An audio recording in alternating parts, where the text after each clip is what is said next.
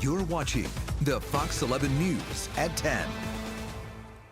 New at 10, an update to an exclusive story in LA County. Thousands of homeless people are living in RVs that line some parts of the county for miles. Let's go to Fox 11's Haley Winslow from the largest RV encampment. Haley. Yes, this encampment's been here for about 3 years, and a year and a half ago, they wrote a plan to clean it up. They voted on it back in September, and if you remember back in February, we took you inside the encampment to show you what it's like with people living there, hundreds and thousands actually, 3,500 people living there. And unfortunately, 4 months later, still not much has changed. It's the second of the month on 131st and Broadway, and rent's past due. When they don't pay, it's like I get the pink slip here, and then I get a posse because I got a gang of them. They might have weapons, they may have guns, however they want to get out. And when things go down out here, it's not pretty. They just threaten to tear up my truck, threaten to sick their dog on me, threaten to shoot me, and I'm by myself. I got a bad hip. Altie Graham's sick of this because he deals with it every month. I don't want these trailers. I do this to help people. I'm a recovering addict. I've been sober 16 years, thank God. Graham's got 4 of these RVs in the ever-growing homeless encampment of 500-plus campers in 6 square miles. I buy them from the auction. See, I'm not trying to keep them in there forever, so I give them the trailers to live in, and then they start trying to take them from me. Formerly homeless, he says this is his way of giving back, as long as you pay your $500 rent. I told him if you pay me $1,500 cash, you can have a pink slip to the trailer, it's yours. If you live in the trailer for a month, it's $500 a month. If you go look in that big trailer, it's got 2 beds in there with 14 of them in one trailer and 4 kids. Then after I gave them that trailer, their mama came. She was all living in there with them. I said, y'all, it's too many of y'all.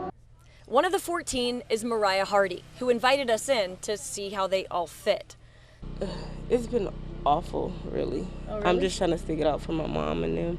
And every time it rains and stuff, the roofs, they leak in, and I have to sleep on this bed right here, and it leaks continuously on me, and it's just too small in here.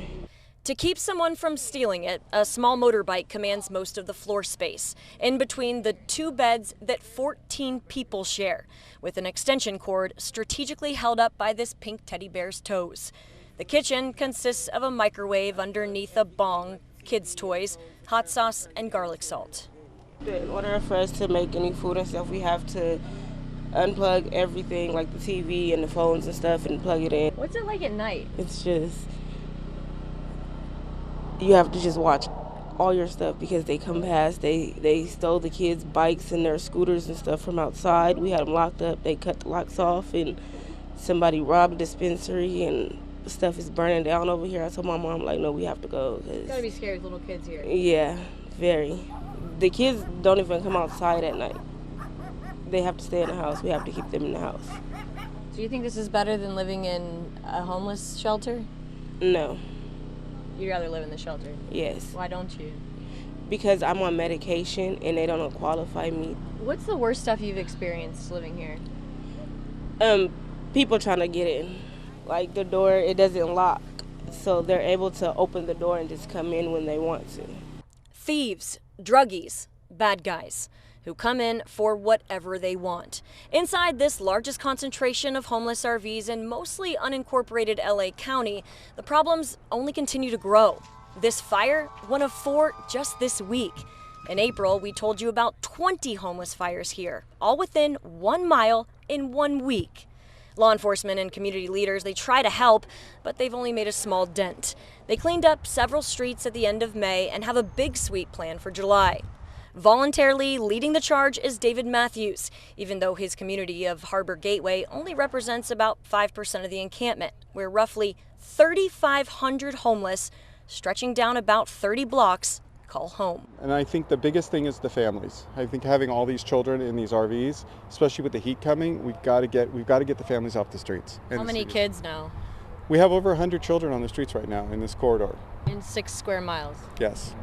Whether or not Hardy and her 13 roommates will soon have to park somewhere else, her message to outsiders looking in, We're people just like you guys, and we're trying to get it together. Don't judge a book by its cover, because you never know what someone's been through. Through the constant fires, fights, and crimes, Hardy says they're just trying to survive. Now, most of this encampment falls under LA County Supervisor Holly Mitchell's district, and we did reach out to her today, but it was very short notice and she couldn't meet with us, but does plan to and break down this plan of attack of how they actually plan to clean up this encampment next month on July 11th. And as soon as we get that plan, of course, we will break it down for you. Reporting live here in East Gardena, I'm Haley Winslow, Fox 11 News. Haley, thank you.